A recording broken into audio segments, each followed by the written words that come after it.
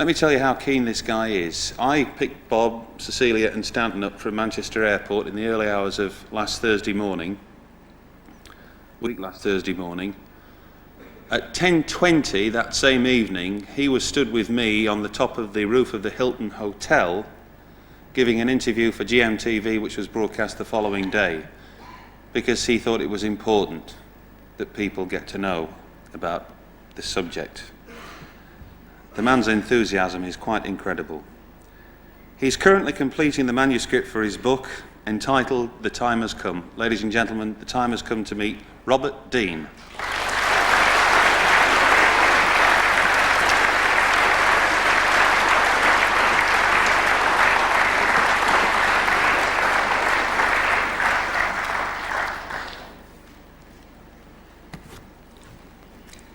Thank you for that warm welcome. I think it's appropriate before I begin that I say a few words of appreciation, particularly to Quest International, the publishers of UFO magazine. Special warm thanks to Graham, Tony, and Mark and their lovely families. But I also want to say a special thanks to those of you who are here this evening. I commend you for your curiosity and your interest on this difficult, incredible subject. And I'm delighted to see so many open-minded, curious people here this afternoon. It's gratifying for me because it tells me that there is hope. I've been involved in this field for a number of years.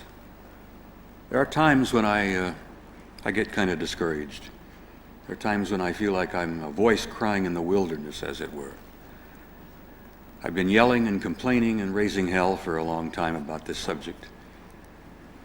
And for a while I didn't think no one was paying attention or listening, but seeing a group like you here this evening, and seeing you hang around and stay when we're running at least well over an hour overtime, thank you very much for that. I commend you. Now, how do I begin here?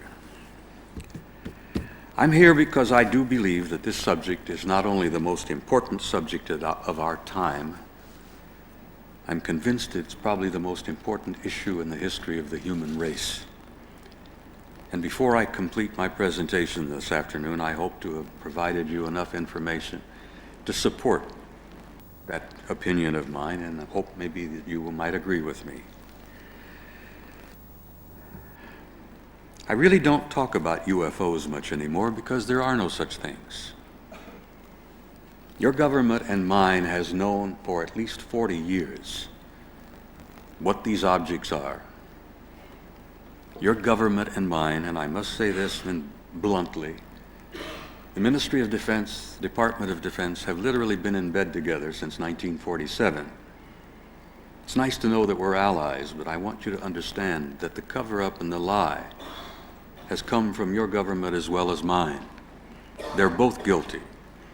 That's another reason why I'm speaking out, and I'm very angry about this, because as I say to the American people, the American taxpayers who pay the bills, you not only have a right to know the truth on this matter, you have a need to know. And I'm damn sick and tired of bureaucrats lying to the people, whether it's in London, Leeds, or the United States. The lying has got to stop. It's time to tell the truth on what I consider to be the most important issue in our history. Now, before I begin, it's also important that I give you a couple of quotes that I believe are important. Quotes that I think that are very appropriate to this subject. And I ask you to think about these quotes as I continue with my presentation.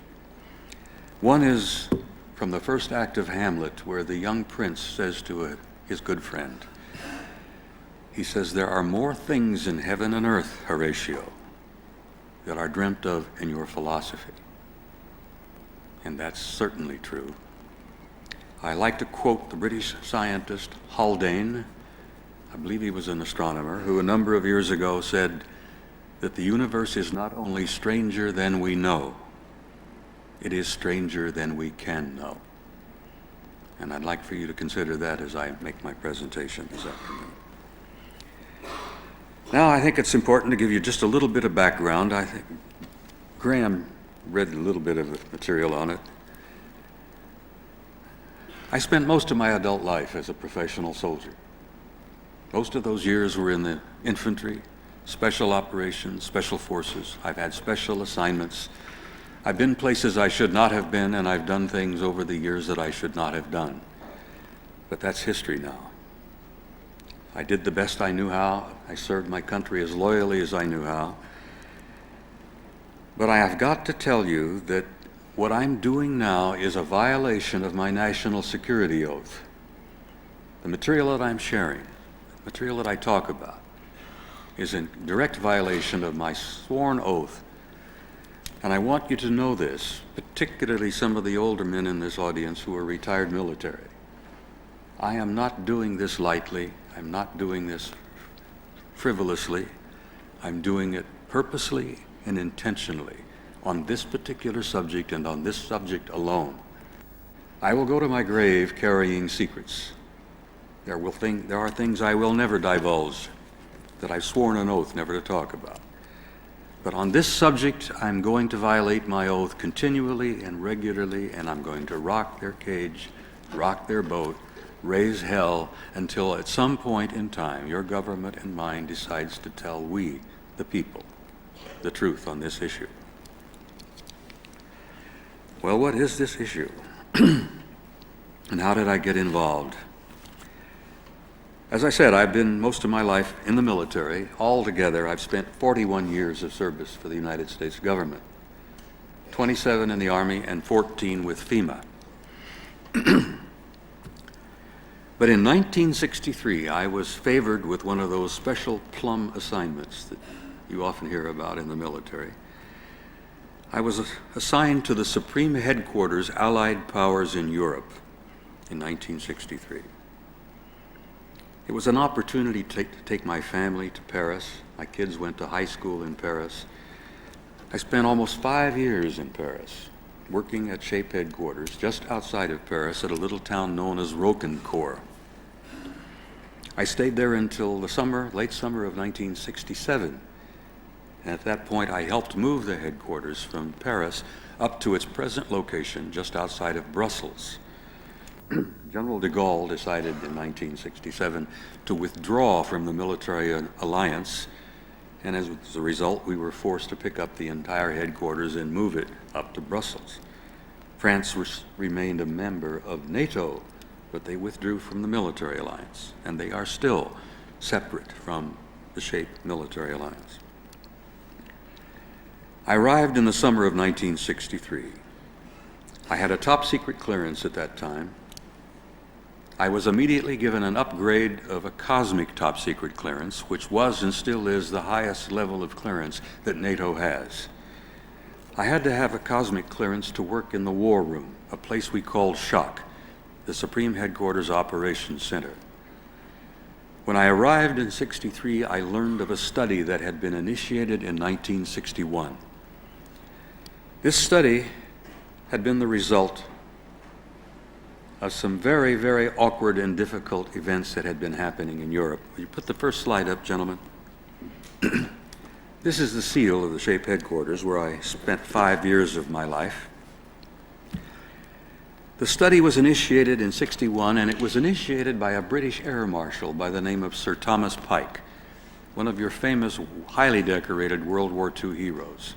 Sir Thomas at that time was the Deputy Supreme Allied Commander in Europe. He worked very closely with my boss, General Lyman Lemnitzer, an American four-star Army general who at that time was the Supreme Allied Commander in Europe.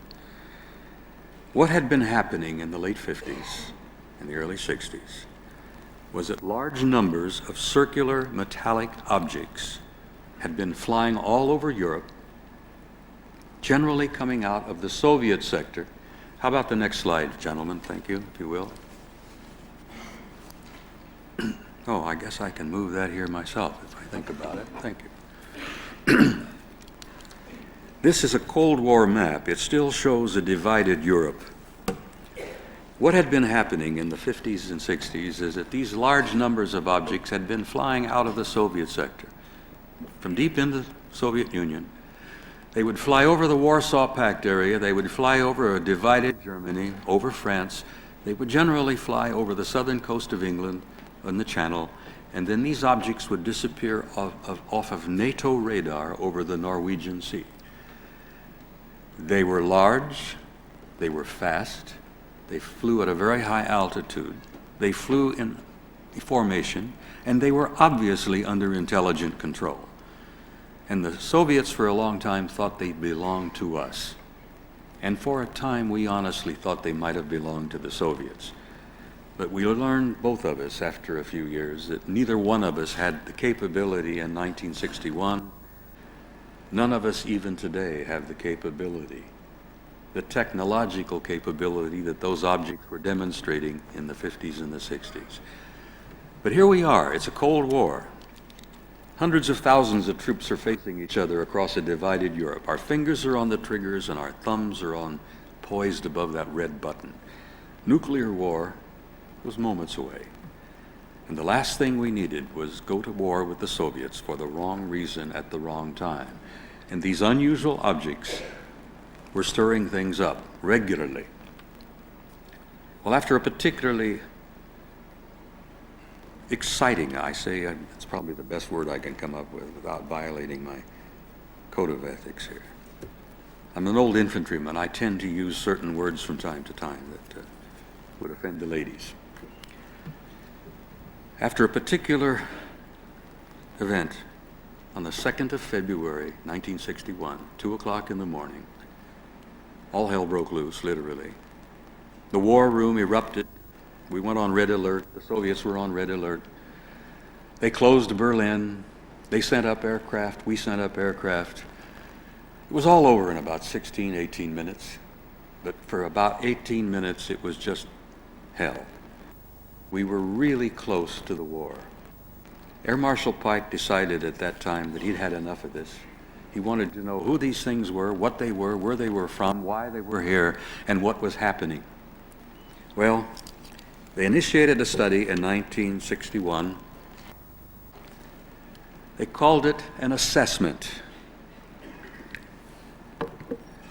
The document itself was roughly 1.5 inches thick, and it was supported by about 8 inches of appendices and annexes. There were 10 appendices and annexes.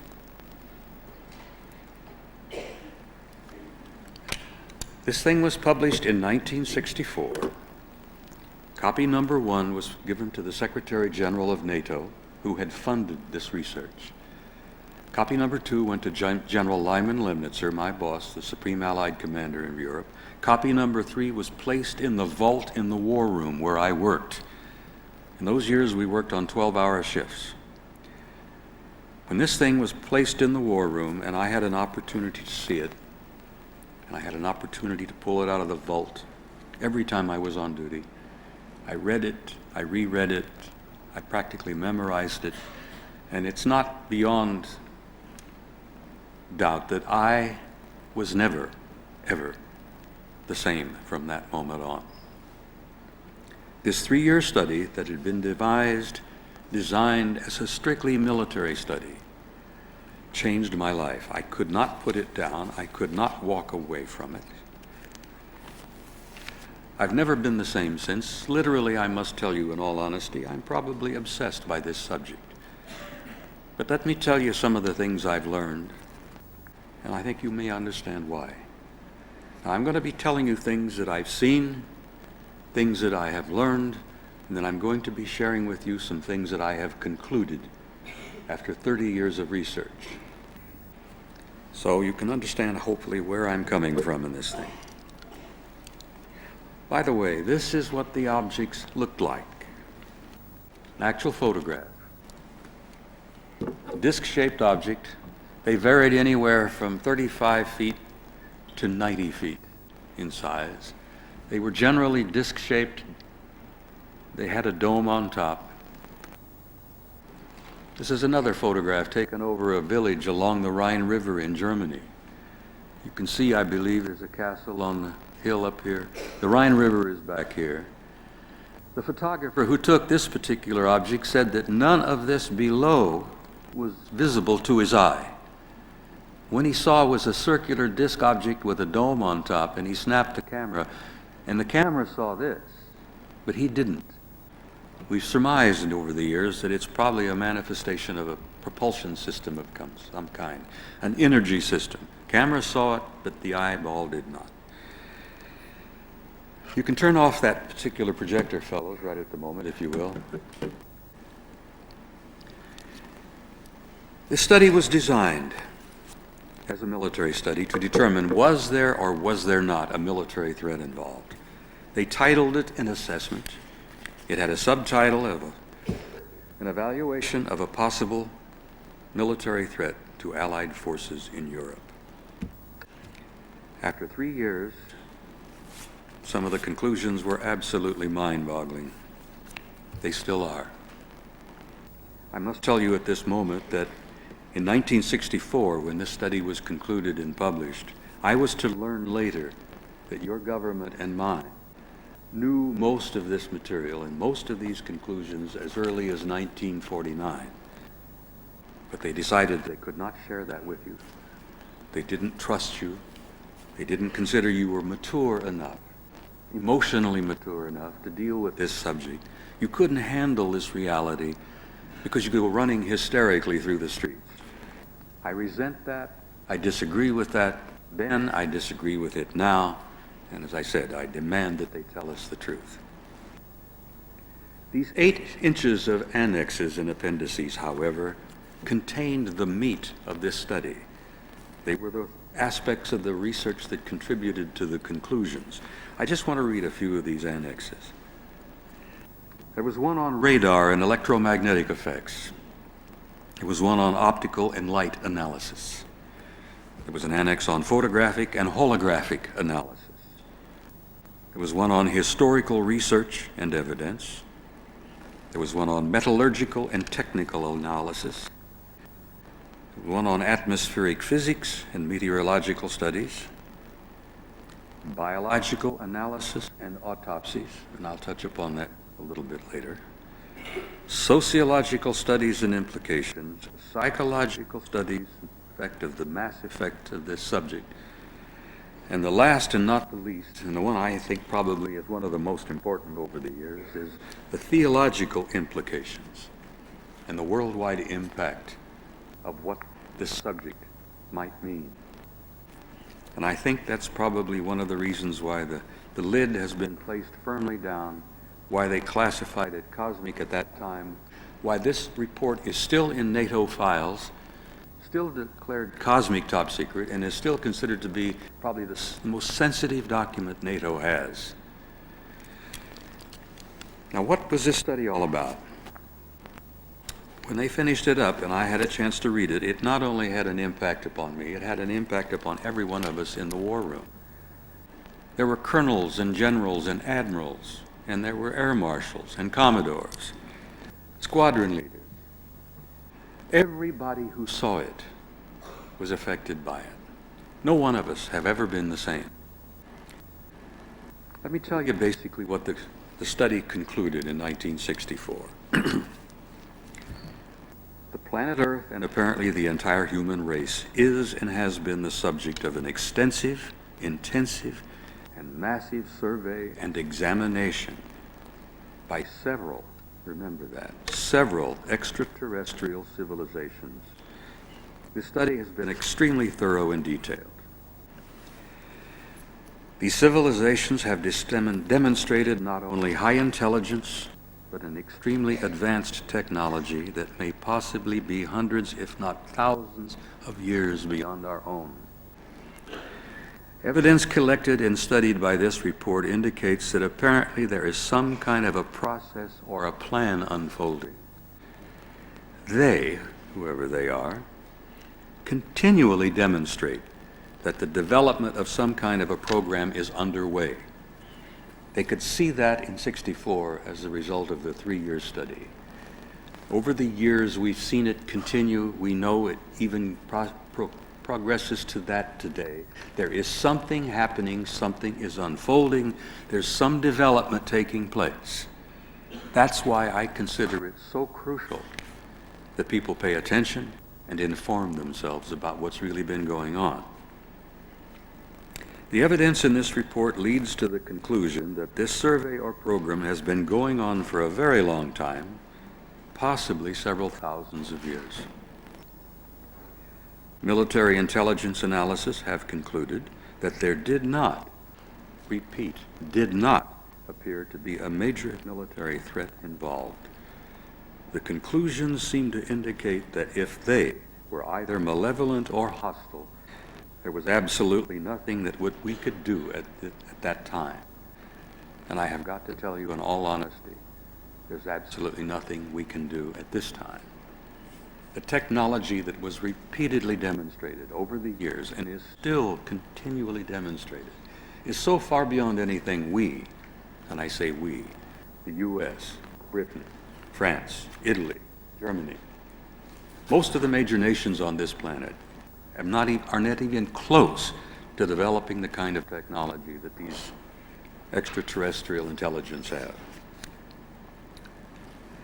NATO and SHAPE policy dictates that an ongoing study be continued by the various military committees, and that as many resources as possible by the major powers be committed to this matter. The entire subject is considered to be of the highest importance and extremely sensitive.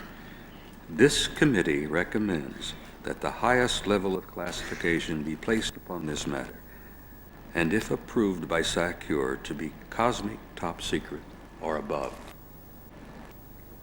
The subject is still in the file. Cecilia and I visited Brussels, went to SHAPE headquarters 2 years ago.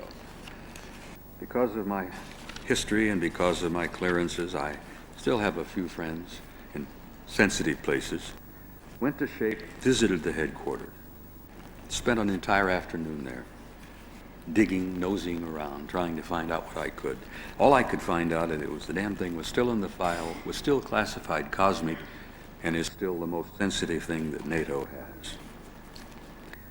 But I just read to you the conclusions of this military study that was published in 1964. And I think you can understand the impact that that study had upon me and everybody who saw it and read it. There were several American top-ranking generals at that time who were deeply affected by this thing. There was one in particular, an American four-star Air Force general by the name of Robert Lee. Now, Bob Lee had been a good friend of Curtis LeMay, who was the commander of the Strategic Air Command. They'd gone to school together, they'd come up in rank together, they were both four-star generals. General Lee in 1964 was General Lemnitzer's air deputy. He was responsible for all air operations throughout Europe.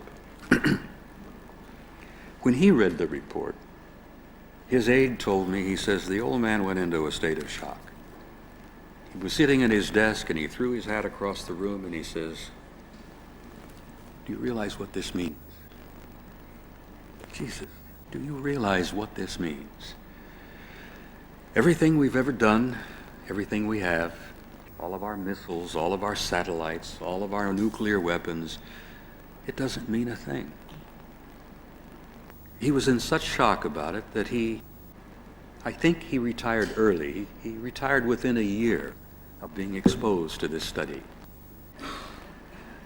This study had that kind of impact on almost everybody who read it and became a part of it. It had an impact on me. It launched me on a 30-year synthesis of trying to figure out not only what was happening. This was a beginning for me. The study and its conclusions were a beginning for me. I wanted to know more. I couldn't be satisfied not knowing more. And for the rest of my career, until I retired in 1976, I was a complete nut. Some of my friends would see me coming, and they'd say, "Oh, Jesus, close the door, here comes Dean. Keep his nose out of our files." I would go and visit, and I had the clearance, and I would call in old debts and old favors, and I would stick my nose in their files. Until I left the service in 76, I was a real bug on this matter. I learned more and more, and the more I learned, the more I wanted to know. I wanted to know what the military knew. I wanted to know what the politicians and the scientists knew. What they knew in '64 was only the tip of the iceberg. I wanted to know what it was all about. My initial research as the military was, who are they, where are they from, and why are they here? And that was my impetus and my drive for very many years. I learned very quickly that there was no simple, easy way to learn anything about this, that there was no discipline that I could ever follow that would give me a clear and understandable picture of what was happening. I found out most of our great scientists were specialists in their fields, historians, psychologists, atmospheric physicists, whatever, atomic physicists, nuclear physicists. Every one of our great scientists have this narrow specialty field that they spend their lives working on, and they know very often very little about what's out on the sides. They know their discipline, they study it, they devote their life to it, but they don't necessarily have the time and the discipline to broaden their perspective and broaden their view. Well, as a trained intelligence analyst, a man who has no numbers or letters behind his name at all, a man who at that time had not even finished his university training, I was a rabid nut about trying to find the answers to this. And as I said, I'd been trained to be an intelligence analyst. So I began to ply my skill as an intelligence analyst to this research.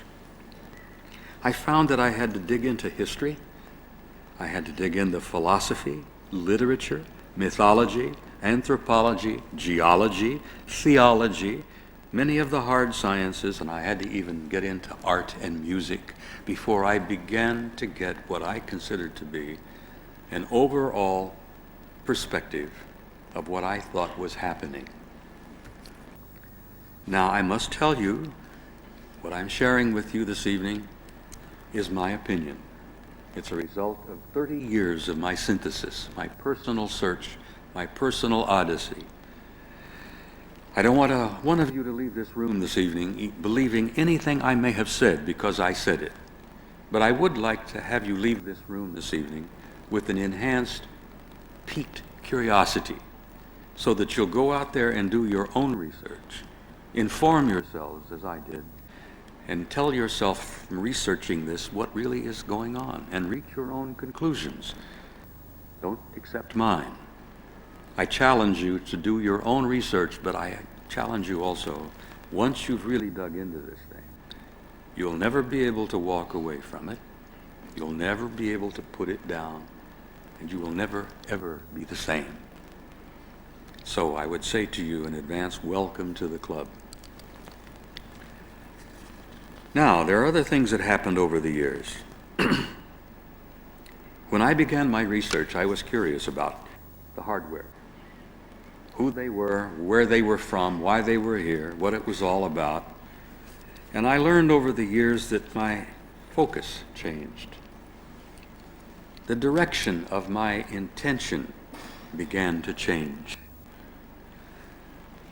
After about 15 to 20 years, it became apparent to me that it was not necessarily who are they and why are they here and where are they from. That was really the most important thing to me. I began to realize that there was an aspect of this research. There was a component beyond the hardware and the reality of extraterrestrial visitation. I became aware that there's what I call a spiritual component to this matter, which I have concluded is roughly 90% of this entire thing. Beyond the hardware, beyond who they are and where they're from and why they're here.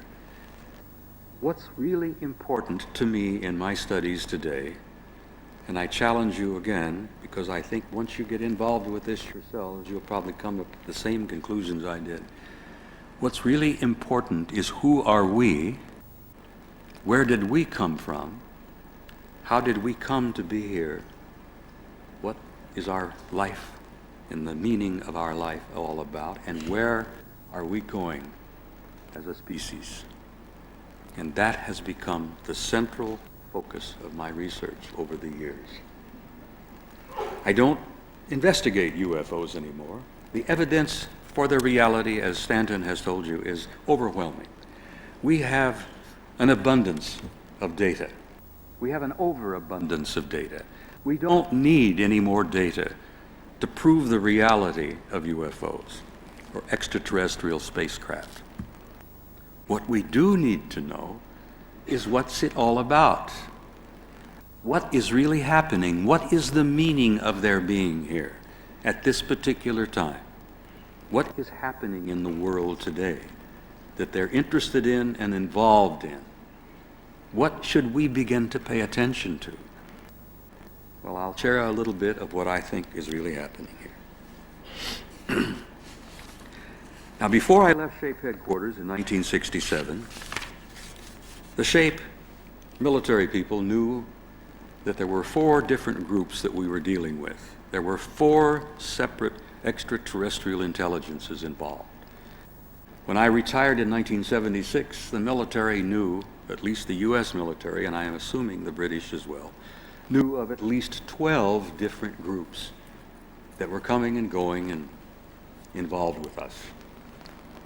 I've been told by friends who are still working in high places, people who seem to know, people whose information I trust, that there may be well over 100 different groups coming and going from God knows where. The one that interested the generals the most in 1964 and 1967, the one that drove them up the wall, was the one group, 1 out of the 4, looked exactly like we do. And I don't mean similar, I mean exactly. So much so that they could sit next to you in an airplane or in a restaurant or in a theater, and you would never know. You would literally never know. And that bothered the admirals and the generals a lot, because we military have always been, we are trained to be paranoid. It's the nature of our game. The idea that there could be alien intelligence looking so much like us that they could walk up and down the corridors of SHAPE headquarters. They could walk up and down the corridors of the Pentagon. One day at lunch, a lieutenant colonel, a U.S. lieutenant colonel, says, "My God, man, do you realize they could even be in the White House?" Well, there was a little forced laughter at that point, because a lot of us, particularly we Americans, have had some misgivings over the years about who's ending up in the White House. I will share briefly with you that I have some misgivings about the present occupant, but I won't go into any specifics on that issue. It bothered him a lot that one of these groups looked so much like us, and I'd like to twist that around if I may. It's not that they look like us, we look like them, and there's a very good reason for it, and I'll touch upon that. We also learned, when I left the service in 1976 and lost my clearance, could no longer visit and bug the hell out of my good friends, we knew that we were not simply dealing with extraterrestrial visitation from other planets. That was a given. We were not dealing just with interplanetary visitation. We were dealing with interstellar visitation. We were dealing with intergalactic visitation. And the one and the final thing that drove our scientists and our military planners, even some of our philosophers, wild, was that apparently we were dealing with advanced intelligences that appeared to be multidimensional in their source.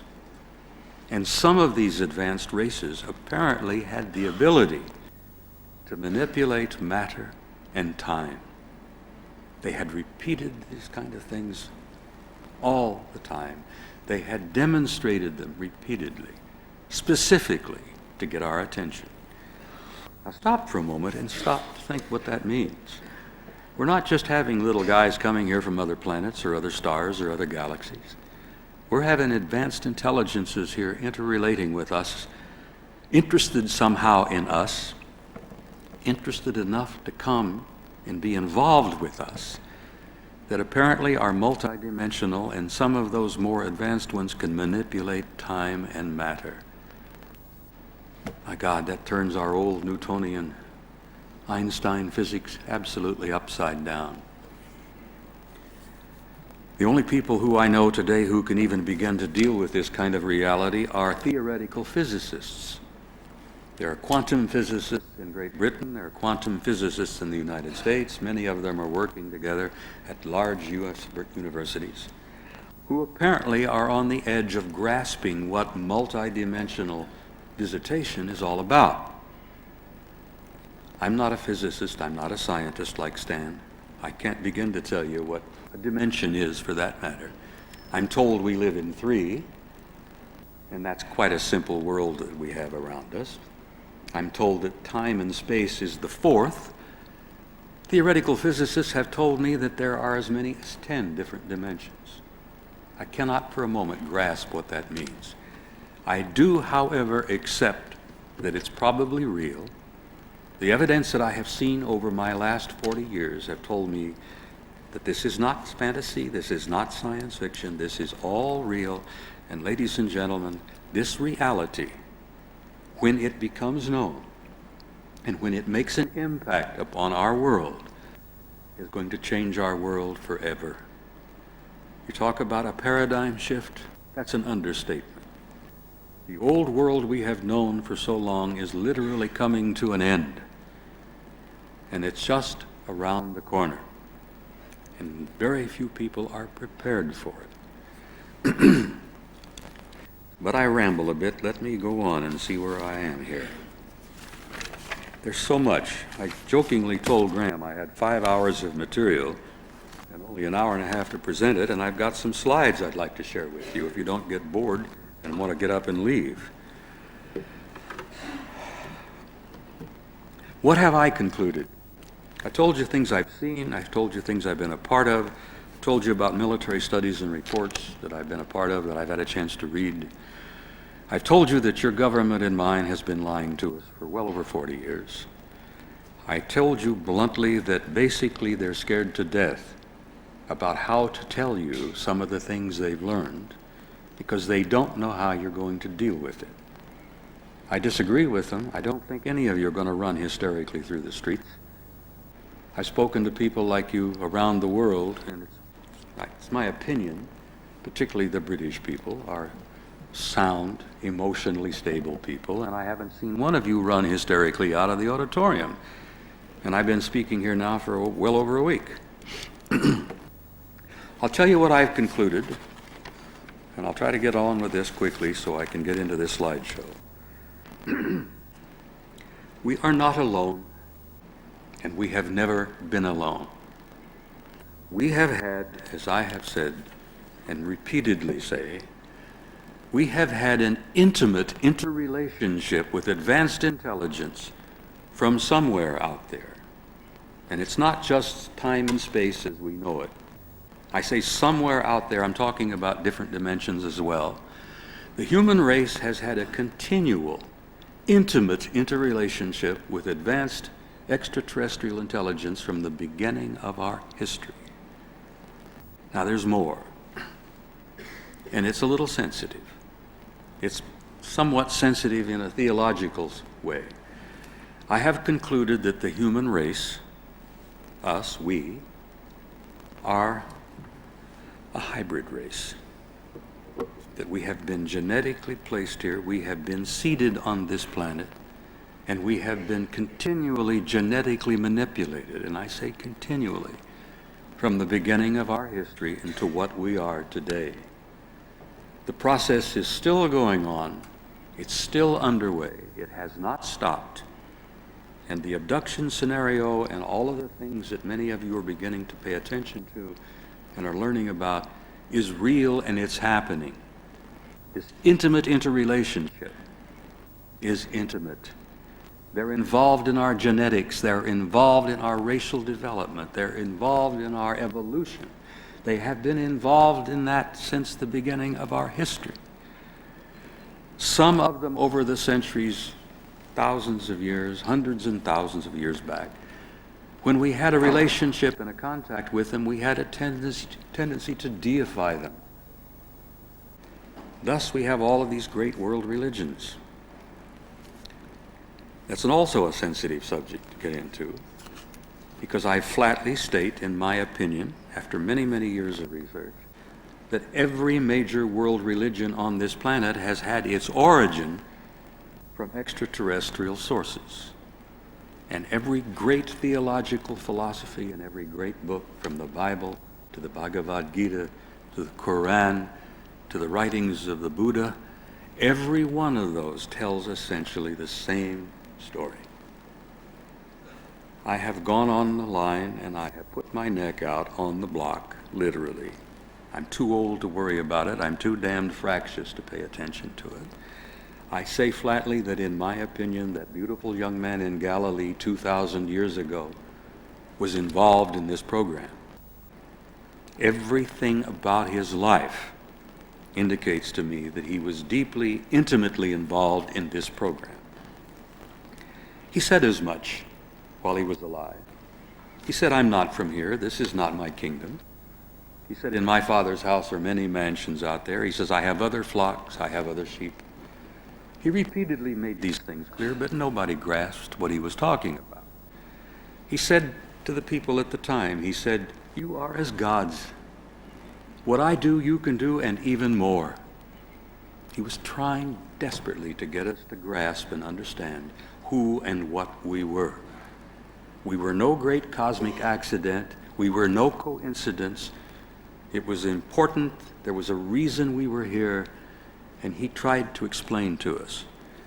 It's in the Quran, it's in the Bhagavad Gita, it's in the writings of Buddha. Every great religious teacher from the beginnings of our history has said essentially the same thing. But this is sensitive material. I made a comment at a conference one time in Dallas, Texas, which, as many of you probably know, is what we call in our Bible Belt. And after I had finished, I saw this little heavy-set dude coming at me.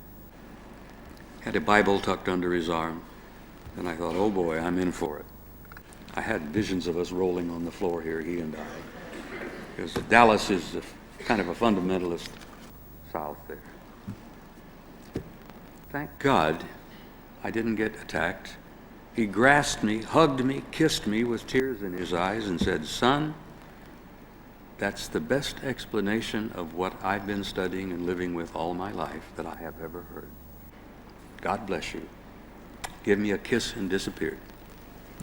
I say this to you because I'm convinced that almost everybody out there, including any type of Christian you could find, any kind of Muslim you might find, any Buddhist or Hindu you might find, if they are presented this information in the proper way, will accept it and understand it in the proper way. Now, what am I getting out here? What am I trying to say here? I'm trying to say that I believe the time is coming very, very soon that every major religion on this planet will probably collapse in ruins. I tell you that honestly because I see it happening. I see it beginning to occur. They're falling apart. The reason they are is they're not giving you the spiritual truths you need. I say also that when that time comes, I will be happy to see it happen. I will be pleased. Every major religion in ruins, literally around our knees, because at that moment and at that time only, we, the people on this planet, will be able to build something new, and we will build something better, and we'll go on from there, and we'll devote our future to true, pure spirit rather than religion. We have, over the years, butchered each other and shed blood in matters of religion much more than we have politics. I would like to see religion sort of fade away, become history. I'd like to see us all begin to grasp who and what we are. Understand that there is a basic spirit within us. There is a spark, a divinity within us, that we are all the same. It doesn't matter what color we are, or what church we go to, what language we speak, what political party we belong to. None of that matters. What matters is we are human beings, we are children of God, we are immortal beings, we are infinite beings, and we're all the same. We are brothers and we are sisters, And we're going to have to reach that conclusion and come to that conclusion very, very quickly, or we're not going to be able to go out there and take our place in that infinite universe of intelligence unless we do begin to grasp that we are one people from one tiny planet with one future. And we're going to have to go out into space and take our destiny out there and take our rightful place out there as one people. They're not going to allow us to come out there with our hatreds and our savagery and our bitterness and our bestiality. The stuff that's going on in Bosnia must stop. The stuff that happened in Rwanda must never happen again. We've got to grasp that we are one species, one race, from one little tiny planet with one future. And we have to go out there together, or we may not go out there at all. Now, this is what I have concluded. These are some of the things I have reached after 30 years of research. I share them with you honestly and bluntly, and I tell you, don't believe me necessarily, but that's what I've concluded after 30 years. I understand, I see, I feel, I perceive that there is a door being opened for us. The UFO is a part of it. The crop circles are a part of it. The appearance of this beautiful lady who keeps showing up from time to time here, there, and everywhere. The Christians call her Mary, the Mother of God, Mother of Christ. This beautiful lady has been in our midst and been involved with us since the beginning of our history. She's been appearing here, there, and everywhere. That is the same part of the same overall event. The crop circles, the UFOs, the appearance of the beautiful lady, the abductions, the fact that we are growing spiritually, we're beginning to pay more attention. It's all a part of this much larger whole. Tells me that a door is being opened for us out there to come out and take our place and see our destiny out there with the rest of them into this infinite universe filled with intelligent life. But we're going to have to do it as one people at one time together, or we're not going to make it at all. Now, I don't know how I'm doing on time. Graham? Slides, Bob. I've got a little time yet? We can put the slides on. All right, let's go back to the next slide, please. Oh, I have them here. I can do it. Thank you. Now, during my years of research and study, as I said, I studied the history. I wanted a broader perspective of what was happening. And I began to study art, history, literature. And I began to uncover some fascinating things that I never knew before. What you see in front of you is a religious painting that's roughly 400 years old. And it's about the life of this young man from Galilee, by the way, this carpenter, this young Jewish rabbi. But I show you this painting for a particular reason. I want you to look in the background and look at some of these interesting clouds back here, particularly that one and this one. And I thought to myself, those are fascinating. A meteorologist friend of mine says those are lenticular clouds. Damn it, don't you know those are lenticular clouds? They're very commonplace. You see them all the time. And I says, well, that very well may be. Here's another painting with lenticular clouds in the background involving the life of the young man from Galilee. Looks like a disc with a dome on top. Now, that could be my imagination at work. But I'm teasing you. There's more. This is a lenticular cloud photographed in the Soviet Union a few years ago. It was observed by a considerable number of people, and then it was observed to fly away at a high rate of speed. I wasn't aware lenticular clouds could do that. Here's another one. This hovered all by itself, no other clouds, hovered for at least an hour. A number of people stopped and looked at it because of its unusual shape. That lenticular cloud also was observed to fly away at a high rate of speed. Another picture of a lenticular cloud. Same thing, same story. Well, there's a purpose in my madness here. What am I getting toward here? Well, I'll show you. A series of photographs taken at Fort Belvoir, Virginia in the late 50s. A large U.S. military installation A bunch of young soldiers were out training one afternoon. One of them had a camera, and they're sitting taking a break, and they look up in the sky and they see this. And they said, "Holy conniption, what's that?" And they continued to watch, and they continued to take pictures, and this strange circular object in the sky proceeded to change right in front of their eyes. You can still see the rim, but they continued to snap pictures and they continued to look, and their mouths were hanging open by this time. And this thing continued to turn itself into a cloud, and after it had done so, it flew away at a high rate of speed. The point I make is simple. The next time you're cloud watching and you see lenticular clouds, you may be indeed looking at a lenticular cloud. But then again, you may not be looking at a lenticular cloud. Look carefully, pay attention. This is a lenticular cloud photographed in Denmark 10 years later, several thousand miles away from Fort Belvoir. An identical object. You can see the rim inside there. This was observed by a large number of people. This particular cloud had kind of a jellyfish extension down here, but then they watched a while, and after a time, it too flew away at a rather rapid pace. Another lenticular cloud, interestingly enough, moving smartly from right to left. You can even see the rim here. Now, in my opinion, ladies and gentlemen, there is a hard piece of hardware inside of that, with intelligent beings inside of that.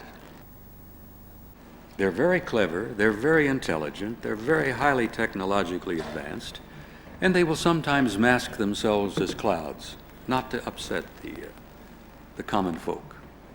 But this one's moving rather smartly from right to left. It's even leaving a bit of a trail here behind it. Here's another famous one, photographed in New Mexico near Holloman Air Force Base. This object is moving at a rather high speed from left to right. You can also see that it too seems to have something in the way of a trail of some kind behind it. The point I'm making is the next time you're cloud watching, well, look carefully. They may be, they may not be. It's fun. Now, I also told you that in my historical perspective, I began to collect information, photographs. I found that there are tons of artifacts all over the planet that are listed by a lot of researchers as OOPArts, out-of-place artifacts, objects that should not be. Little clay figurines, if you look at carefully and you say, "My goodness, isn't that interesting? What do you suppose the fellow who made that was trying to communicate here?" A faceplate, a helmet, well, that's only one tiny example. There are others. This guy looks like he's carrying a parachute, for God's sake. I carried one very much like that a few years ago. The point I'm making is that these little out-of-place artifacts are intriguing, and I believe they are valid bits and pieces of evidence that we need to pay attention to. This is a painting found in the Tassili Plateau in the Sahara that's estimated to be thousands of years old. This is a piece of ceramic from Mexico, created by an Aztec Indian, and I want you to look at this object. Looks to me like some chap peering out of a spacesuit, probably, with a breathing apparatus here in front of his mouth. Now, it could be my vivid imagination. Maybe I'm reading too much into this. But I began to collect these bits and pieces, these OOPArts. This is the famous Palenque stone from Palenque in Yucatan. Engineers at NASA have looked at that and said, in the name of heaven, that guy is riding a ramjet. Engineers at NASA have studied this object. Here is Lord Shield Pakal leaning forward with his eyes to an eyepiece, his hands on controls, his feet on control pedals here. He's sitting in the cockpit of what appears to be a ramjet. And the engineers at NASA says, my God, it's as clear as it can be. Even have the flames coming out in the back here. This is in the Yucatan, Palenque, estimated to be about 800 years old. Inside, under this sarcophagus lid, was a 6'4" bones. Lord Shield Pakal, one of the great priest kings of the Mayans. The Mayans are generally about 5'2", 5'4". Everybody's been intrigued by this, and archaeologists don't even want to talk about it because they can't explain it. I continued to collect bits and pieces. Now, these little characters are from Ecuador in South America. The archaeological team who found them said that they're at least 1,000 years old. They're baked ceramic, they're baked clay, and I throw this out to you as a piece of evidence that the Indian who shaped and fashioned this 1,000 years ago was trying to describe exactly what he saw. In my view, this is a little dude in a spacesuit. It's very clear to me, at least, because the Russian spacesuits, the early ones, had legs very much like that, flexible. Here's control panels. Here's the faceplate. Probably this is an oxygen tank of some kind on his back. He's wearing gloves. And there's more. There's another one. Look at this little dude. Now, what in the world was the Indian who made this trying to communicate? He saw something. He didn't quite understand what he saw, but this is what he did. Now, this was 1,000 years ago. Just consider it. This little drawing is an object. Thank you for focusing that. This little drawing is an object that happens to reside in the museum, the Archaeological Museum in Istanbul in Turkey. I owe this to Zechariah Sitchin, who found this and put it in his latest book. The museum staff at Istanbul does not like to explain or display this thing because they don't know how to explain or display it. But if you look carefully, you will see what I say to be a little guy in a spacesuit. Here's his boot, here's his helmet, here's the eyepiece. He's got his arms on some kind of controls of some kind, and so help me God, there are 3 thruster booster rockets on the back, very much like what you find on the U.S. space program in the shuttle. Sharp point here. Can you guys focus that just a wee bit? Now, this is what we call an OOPArt. This is an out-of-place artifact. This is something that shouldn't exist. This was estimated to be roughly 4,000 years old. They've estimated its age at 2000 BC. Now, what in the world was going on 2,000 years before Christ, where little dudes are flying around, apparently, in something like this, with thruster rockets on the back?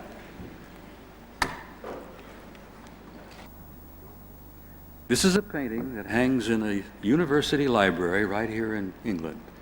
This painting is on the wall at Cambridge, in the library at Cambridge. It's a Flemish painting that was painted in 1710, and it's a religious scene. It represents the baptism of the young man from Galilee. But I want you to look up here. Now, this is an artist in 1710, and what has he drawn here? What is this circular object with this light in the middle? What are these beams coming down from it? And what did he know in 1710 that we are just now beginning to pay attention to? So I found a photograph taken just a few years ago of a piece of solid metal that's flying in the sky. This is a legitimate photograph of a UFO, and I want you to look at the light here, whatever that may be. Play with it, look at it, wonder what in the world is that kind of a shaped object doing over a scene about the life of the carpenter from Galilee, beaming rays of light down. And here's an actual photograph of one of those things. This is a famous Lolodov plate. It's another OOPArt, it's another inexplicable artifact was found in Nepal by a Russian archaeologist right after World War I. It now resides in the Berlin Museum, and they don't know what it's made out of. It's a combination of metal or ceramic. You tap it and it rings like a bell, but the museum will not let anybody cut into it or drill into it. It's estimated to be several thousands of years old, and I throw it out to you as a challenge, as a temptation, as a tantalizing piece of history. Particularly, I point out to you that on this Lolodov plate here are a number of scenes that I find particularly intriguing. Thank you, guys. Look at this. Now that could be simply a streamlined shape, but look down here. Those of you who studied UFOs and the entire phenomenon, this is a little gray if I have ever seen a little gray. He is exactly what we see when we see little grays. And this is a little male. If you ladies will forgive me, it's very clear here that he has an appendage there, which clearly identifies him as a male. But this is on an out-of-place artifact. They don't even know what it's made out of, and even beyond that, this Berlin Museum artifact has a tendency to change its weight. They put it on a set of scales to weigh it. They forgot and left it for a time, and they came back later, and it had shifted its weight. It gets heavier and it gets lighter, and no one knows how in the world that happens.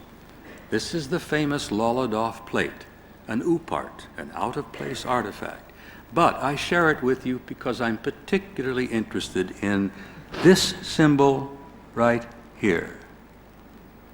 Interestingly enough, that symbol appeared on one of the I-beam girders from a crashed UFO from New Mexico, who interestingly enough appeared on one of Ray Santilli's films not too long ago about the recovered artifacts, the recovered wreckage from a crashed UFO in New Mexico. Now, I don't know what that means, but that symbol, that particular symbol, is identical to one on the I-beam girder from the crashed UFO from New Mexico.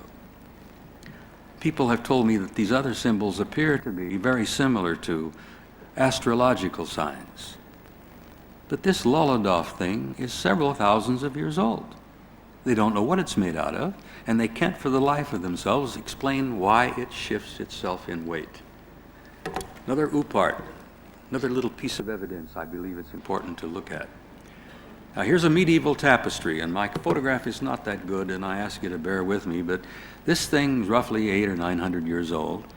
It depicts a scene from the life of the carpenter from Galilee, and I want you to look up here in the sky above the city. There's a disc with a dome on top. What in the world is that doing in a medieval tapestry? This is a medieval fresco from Yugoslavia, another scene from the life of the young man from Galilee.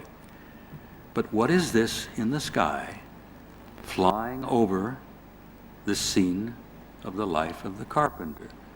There's a guy sitting in this thing with his hands on controls, and this dude is scooting across the sky. What do you suppose we could make of that? What is the artist trying to communicate to us from 800 or 900 years ago? This is a medieval fresco. This is older than Renaissance. But it gets better. This is one of my favorites. This painting hangs on the wall of the Uffizi Gallery in Florence, Italy. It's Renaissance. It's over 400 years old. I like to share it with you because it was painted by one of the great Renaissance masters, a friar by the name of Filippo Lippi.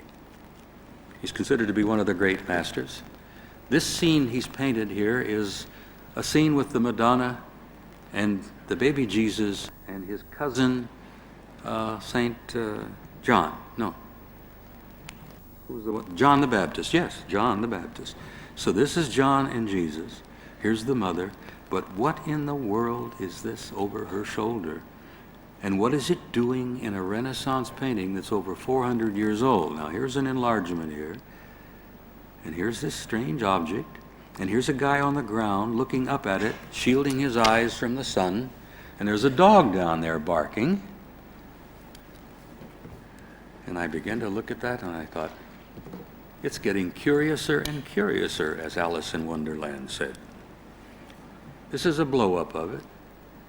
Here's the guy shielding his eyes, looking up. The dog is barking. The reason I share this with you is that object in this 450-year-old painting is identical to an object that was watched by roughly 40 people at a place called Bona'i, New Guinea, a few years ago, a mission school run by an Anglican minister named the Reverend Gill. Now, the Reverend Gill and all of his students went out from the mission school and watched an object that they described almost identical to this, hovering over the beach. This thing sat there silently, hovering over the beach for about an hour. The kids got excited and they jumped around and waved. They saw people coming out and walking around a deck up here. Human beings walking around a circular deck. So the kids got very excited. And they were waving and yelling and jumping up and down. And after a few minutes, the Reverend Gill and his students noticed that one of the human beings up on top looked over and waved back. The thing went about its business. It looked like they were working up there on something. This thing is hovering silently over the beach at Bona'i. This report is one of the classics in UFO files. I don't know whether you can believe an Anglican minister and 40 kids, but I generally tend to think that there's something to that report, particularly since it is identical to an object that appears in a Renaissance painting hanging on the walls of a museum in Italy.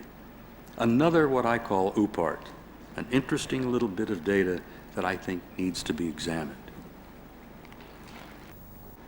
Here's another one. This painting is 200 years old. It appears to represent God giving the tablets to Moses, the Ten Commandments. But what do you see in the sky here? If you look at these closely with a magnifying glass, they're circular disc-shaped objects with domes on top. Now, in the Dead Sea Scrolls, these objects are known and described as chariots of glory. Little piece of information there for you to play with. Chariots of glory. Am I being too blunt on my approach here? Are you with me? Thank you. Now, let's go back a few years. These are cave paintings from the Pyrenees between France and Spain. These paintings were discovered a number of years ago. They've been dated at least 20,000 years, and in some cases closer to 40,000 years. Now, these are either early Cro-Magnon or Neanderthal. Now, these artists were very good. I want you to look at some of these figures here. The horse, the boar, the mammoth, another horse, I think, an elk, a bull. Look at this, a buffalo of some kind, a bison. These artists, 20,000 years ago, were good artists. Some of the most beautiful paintings we've ever seen have been found in those caves in the south of France and northern Spain. But I show you this because I want you to take a look at a couple of other things. Look at this, and these, and this, and these, and up here. Now, a number of French researchers became intrigued by these and began to do some research on their own, and they cataloged much of these paintings. The French are very good at this sort of thing.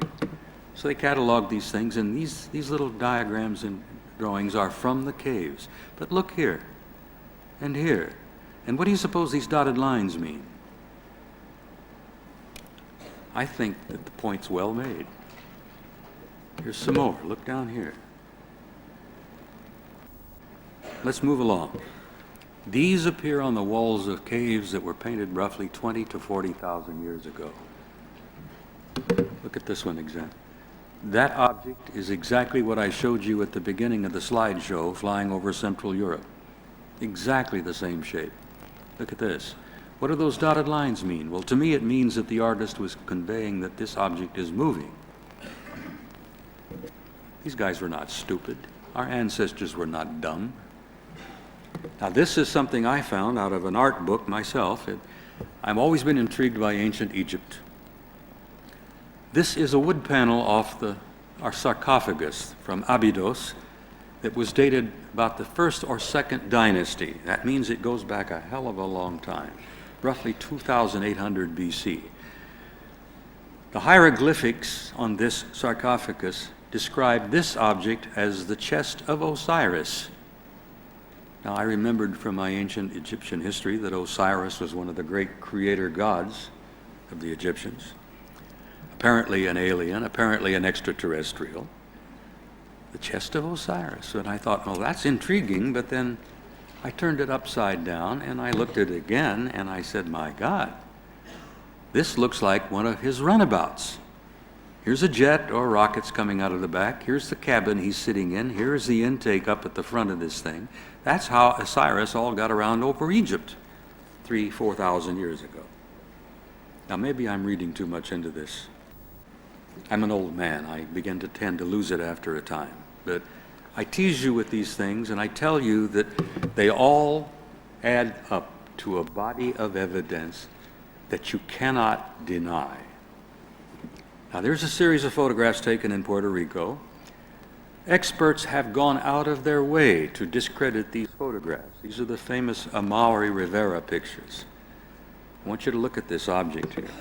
The only problem the experts who are trying to debunk and explain this away is that there were a couple of hundred people on the ground watching this whole event as it was taking place while Rivera was taking pictures.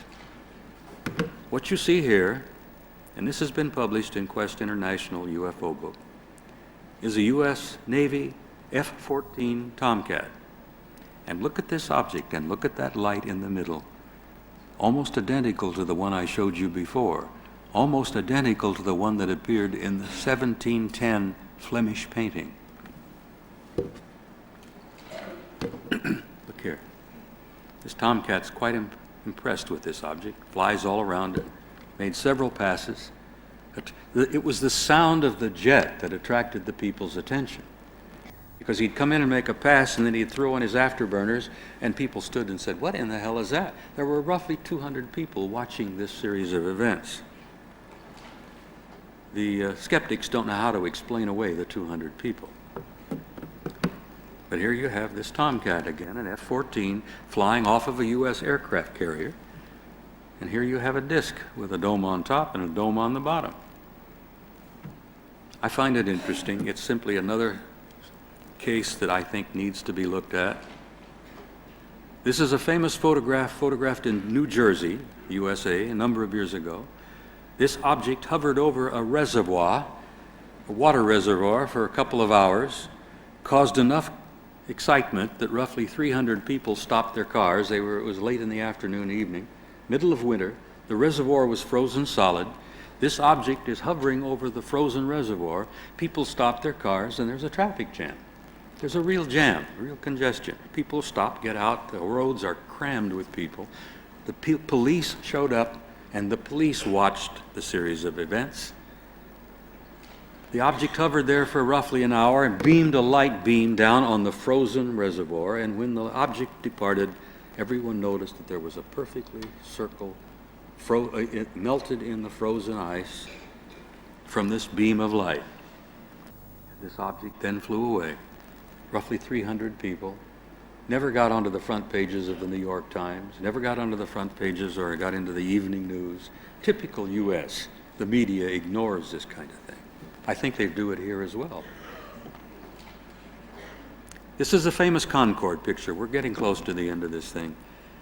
British scientists, French scientists, some Germans, I think some U.S. guys, a number of years ago during an eclipse of the sun, hired a Concorde and flew from the United States to Europe or to the north coast of Africa, following the eclipse so they could photograph it. The Concorde is clipping along, about 1,800 miles an hour? They're up around 45,000 feet. But someone in the Concorde, who were taking pictures of the eclipse, noticed something that had been following them all the way across the Atlantic. Now here you can see the envelope of atmosphere around the planet. Africa is down here somewhere. A couple of the scientists says, "What in the hell is that?"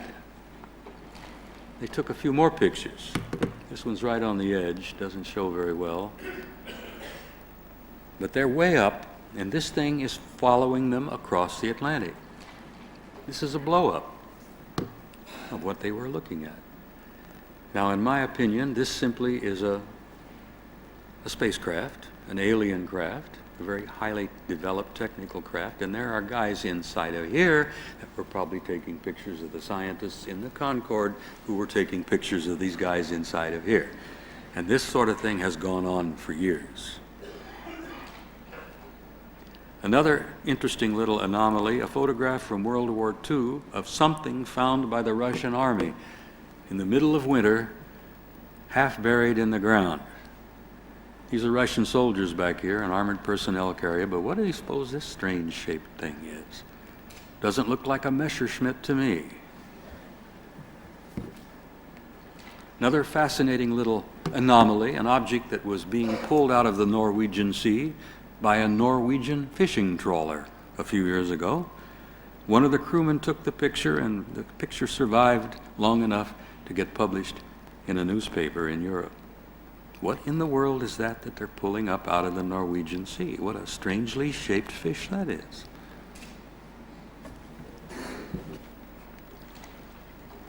This is another famous photograph taken a few years ago in New Zealand.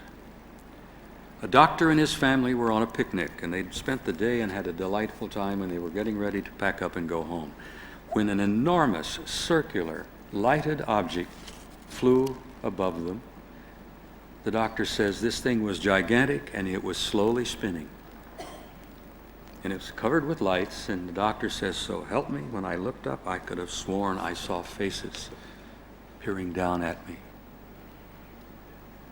And I said to myself, this is probably the zoo tour. I have this vision of somewhere at some place, sometime, they sell tickets, popcorn, soda pop, Cracker Jack. They go aboard and say, "Let's go down and look at the Earthlings and see what they're doing tonight." So they come down and they slowly come across, and the doctor says this thing was spinning slowly like a carousel, completely silent, and it was gigantic. And he said, "So help me, I saw faces looking at me." This is what I call the zoo tour. We've had other examples of this. Another photograph from France. These are not legs, these are light beams. A glowing object. These are famous photographs from Belgium. I got these from a young man named Patrick Ferrens, who is the head of the Belgian UFO research group called SOBEPS. This is one of those gigantic triangles that hovered over Belgium a few years ago. The same kind of thing that hovered over the Hudson Valley in the United States a few years before that. And it's the same kind of object that's appearing regularly in your skies here in the United Kingdom. Mostly at night, but I'm telling you, pay attention, you're going to be seeing some of them during the daylight. These things are gigantic. They're roughly sometimes 300 to 400 feet across. When they've been seen on edge, they look like they're 60 to 70 feet thick. Massive, gigantic objects, totally silent, that can hover motionlessly above a police car and drive the officers wild. This is a photograph taken by a cop in Belgium. You can't really see very much here. You have to look carefully. You can see a bit of the edge. But Patrick took this thing and put it in a computer, and there's what you see. This is the shape of this thing. This is a gigantic triangular object, roughly 400 feet across. These are corner lights. Now, this light in the middle was noted to depart, come off, fly around, go back, and reattach itself. Now, who is behind this? What's really happening here? The next series of pictures were taken by the federal police in Mexico just a few short years ago. They thought they had a major drug operation going on. They'd seen all these lights in the sky at night, and it was their job, of course, to track down the druggies. And the federales devoted a lot of time and energy, and they gave cameras out to their officers, and they went out at night and started taking pictures. When the officers brought the photos back to the office, the commandante had a fit. He practically had a fit. He says, "What in the hell have you guys been doing? What the hell is this? You've been out drinking tequila or something."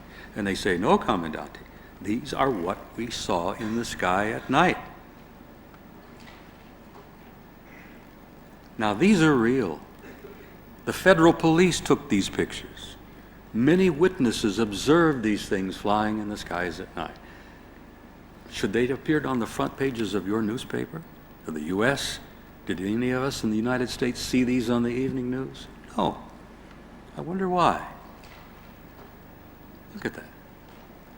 I can tell you this is not a drug operation. If the drug runners have got this kind of hardware, we're in big trouble. Look at this one. To me, that's absolutely beautiful. Very similar to one that was photographed over Gulf Breeze, Florida, not too many years ago.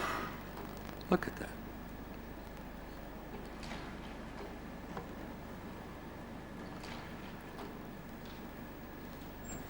Now, what's going on? This is a daylight picture. This is not by night. This is another object shaped a little different with a dome, lights around the edge, and the dome down here. These things are in the skies over Mexico all the time. Now, let's move along quickly. These photographs, I have to apologize to you, are not that clear. These are NASA photographs taken by Apollo astronauts on or near the moon a number of years ago of things they saw. This is the object. This is a bit of a blow up here. Here's the object again, blow up. Every one of our NASA Apollo astronauts, every one of them who made that trip to the moon and back, saw these objects. A circular disk with a dome on top. The guys were so excited about it, many of them wanted to talk about it, but NASA flat told them, if you talk about it, you're going to jail. This is this object. At the photograph, you can see there's a little bit of a trail behind it. They were photographing the moon's surface, and this thing flew in front of them. I resent these pictures because I had to go to a Japanese researcher to get copies of these. These were taken by my astronauts, taken with cameras bought and paid for by the American taxpayer, with film bought and paid for by the American taxpayer. The whole damned Apollo program was paid for by the American taxpayer, and the American public have not seen these. Where did I find them? In Japan. Figure that out. This is one of the better ones. Look at this beautiful thing. This is a large, self-luminous object with windows. I think this was Apollo 12. Look at that. That should have been on the front page of every damn newspaper in the world. But they wouldn't do it, they wouldn't dare do it, because they would have then to try to explain to you what it was. Now, ladies and gentlemen, this is a little photograph, what I believe to be an authentic, legitimate, real picture of one of the little gray dudes. This was taken in Mexico. He apparently was alive and well. And you study the photograph, you can see a little bit about his clothing, the wrinkle of his neck, the little jumper he's got on. There are lines in his face. You know, of course, that there are roughly 4 different groups of little grays.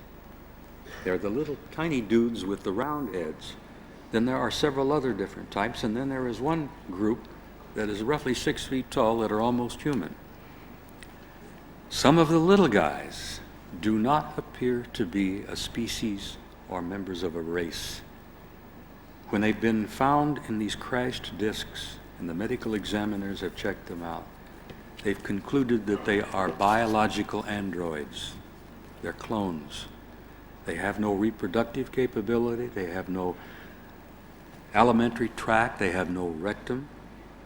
They have nothing that indicates that they are reproducible, or that they can even eat. They have no teeth. They have little membranes in their mouth. British medical examiners who examined and autopsied a number of them from a crashed disc near Timmensdorfer, Germany in 1964, conducted the autopsies and said, my God, every one of them were exactly the same. It's like they were cut from a pattern. No reproductive capability, no alimentary tract, Every one was absolutely identical. Now, that doesn't mean that all of the grays are laboratory products, but some of them are. And they just make them. This is another picture from Mexico, which I found particularly sad because this is a photograph of a crash and a little survivor of a crash in the United States a number of years ago. And this little baby only lived about a month. You look at it carefully and you look at it closely, and these little fingers are wrapped around the thumb of the nurse here. And when I look at this and I look at those little eyes, it's haunting to me. I can never forget them. This little creature didn't make it very long. She was a female, and she was inside one of these crashed discs.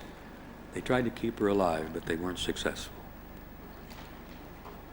Now, I'm closing with a couple of pictures like Tony shows earlier, and I'm doing this on purpose. To me, these are some of the most beautiful photographs I have ever seen. They're shots of our galaxy. They're shots of our universe. They're pictures of this incredible universe that we are a part of. I like to look at them because they're absolutely sheer beauty. I want you to look at this. The latest estimates from NASA is that there are roughly 400 billion stars in our galaxy. Roughly. This is a big guess. There are roughly 400 billion galaxies in the known universe. Think about that. And look at those pictures. They take my breath away sometime because this is a part of our community of life. This is a picture of a galaxy very much like the one we live in. Our galaxy is shaped very much like this. And if we were way out in space looking back at our own galaxy, the planet Earth and our little sun would be out here in the suburbs, on the edge. I show these to you because I think if they give you what they give me, it's gives a sense of perspective, and it's almost a sacred feeling that I have about life and the universe. Over the years, and this is probably the most beautiful photograph of all, and this is the last one in my slideshow. And I show it to you because I want you to look at that beautiful living creature. Over the years, I have concluded that life, consciousness, intelligence fills the universe. You are immortal beings. You are living systems. You are living on a living system. We are part of a solar system, which is part of a galaxy, which is part of an infinite universe, literally teeming with intelligent life. And it's conscious, and it's aware. And there's a purpose, and there is a reason for every bit of it. There is a purpose, and there is a reason for you. In my opinion, you're not an accident. You're not a great coincidence. You're not a great galactic mistake. You are a purposeful, immortal being, and there's a reason you're here. And you're on your way to something greater than any of us can ever begin to imagine. And I'm not talking about religion. I'm not talking about the church. I'm talking about pure spirit. Now, I leave this up, and in closing, I must say something to you. We're in for some difficult times. They've already begun, and they're going to get worse. In the next few short years, you're going to have worldwide geological cataclysms of one kind or another. They've already started. You're going to have worldwide famine. You're going to have worldwide wars, disasters, plagues. Everything in the book of Revelation that you've ever read as you were a Christian going to school, everything you've ever read in the Bhagavad Gita, if you're a Hindu, it's all the same. We're all in for some exciting times. And I say that as an understatement. We're in for some difficult times. But I want to leave you with something as I close. Something that means a lot to me, and I hope it means something to you. It's important that we not give in to fear. In the years ahead, as things become difficult, and I mean really difficult, and the shock of some of these realizations. You're going to see governments collapse, you're going to see churches collapse, you're going to see a worldwide economic collapse. Remember this, if you remember nothing else. Count Leo Tolstoy, a great writer, a great philosopher,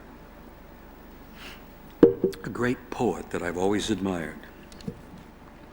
Tolstoy repeatedly said, "There is something in the human spirit that will survive and that will prevail. There is a light that will not go out, no matter how dark the world becomes."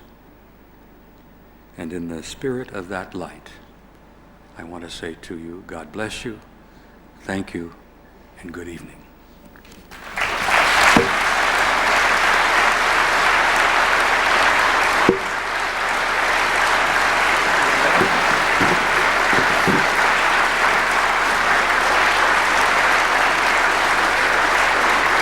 Thank you, Bob.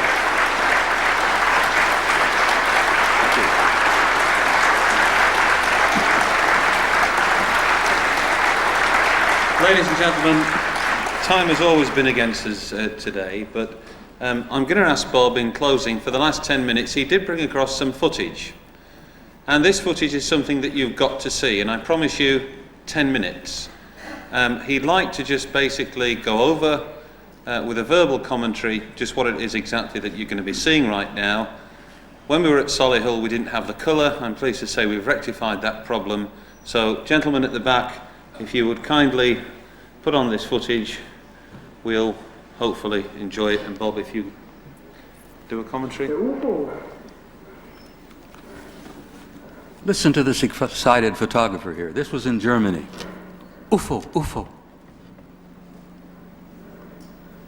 He's running across the field trying to stay up with this thing.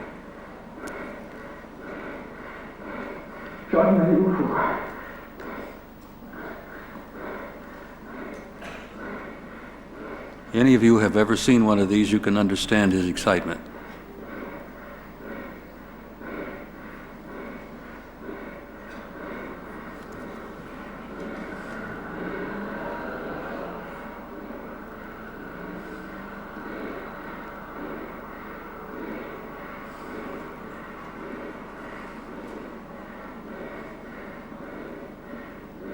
If it had been someone my age, we'd have had a heart attack by this point.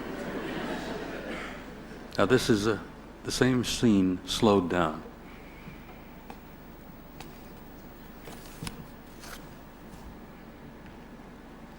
There does appear to be something in the way of a diffuse energy expression down here underneath this thing, a different kind of color.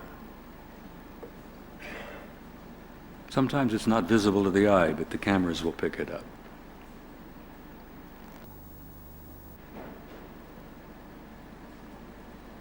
I can imagine there are guys sitting inside of that thing saying, I wonder what they think of this. What do they make of this?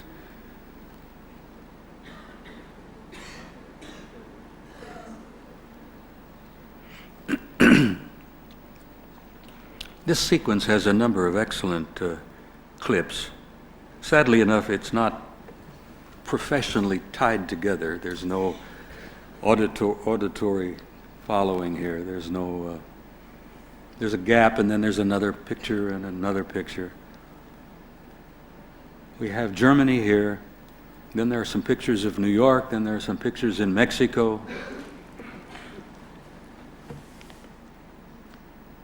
But these pictures have been examined, and this is real. This was a pretty good-sized object. This was 35 or 40 feet, at least, maybe more.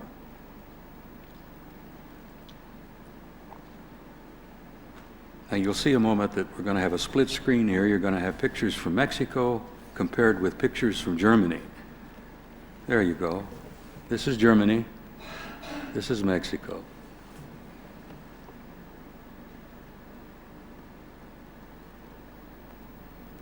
And ladies and gentlemen, I have to tell you, this is not swamp gas.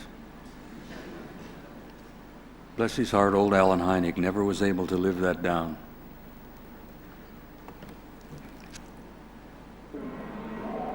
Is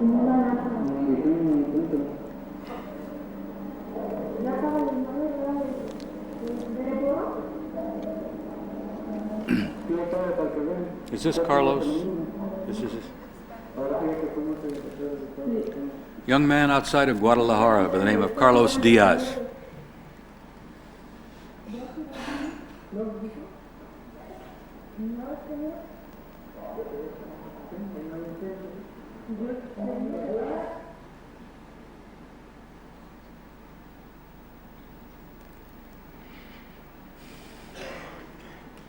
These pictures have never been shown in the United States, either on the evening papers or the evening television news. It's like our officials, our authorities in the United States and in Britain would wish this thing would go away. Well, it won't, and it's going to get bigger and bigger. And I ask you to stay tuned, because you're going to see some things in the next few months, in the next couple of years. They're going to shake you up completely. I also wanted at this point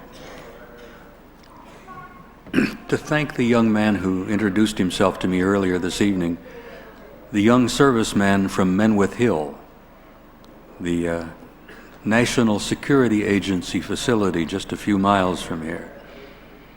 Young man came up and introduced himself, and I want to say thank you for coming. Hopefully, maybe we have time for a beer.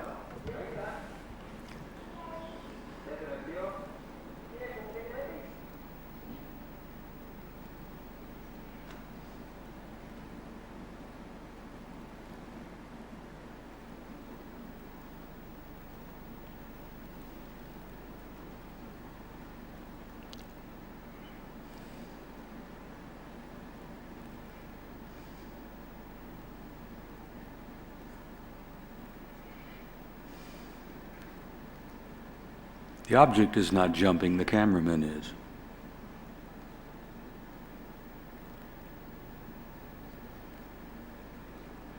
The object is moving, but it's not jumping.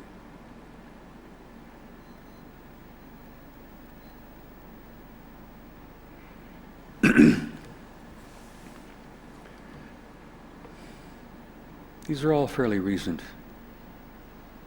within the last 6 months, roughly.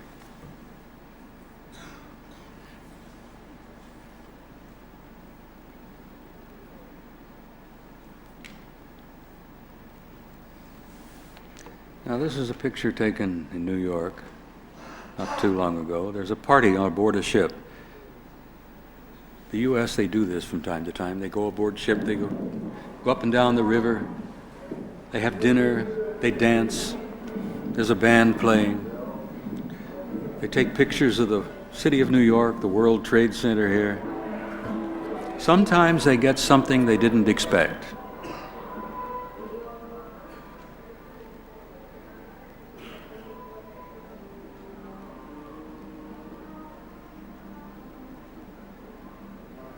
The World Trade Center.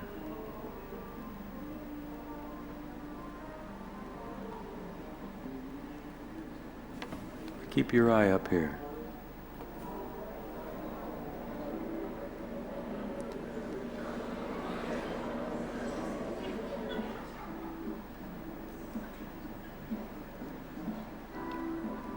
Wonder what that was. I have this uncanny sense that we're taking pictures of them and they're taking pictures of us. I would like to see some of their pictures of us. I'll bet those are beauts.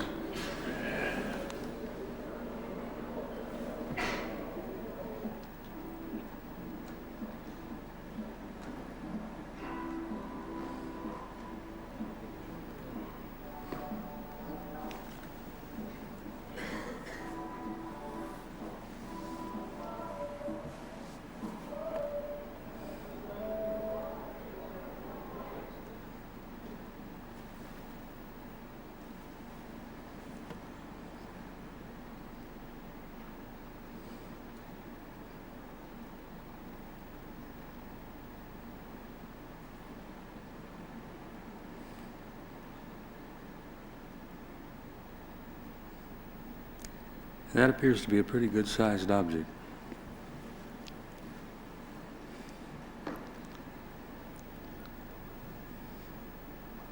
Thank you, Bob. Is that it? That's not the best stuff, but that's about all we have time for, I suspect. Thank you, Graham. Thank you, good people. I appreciate it.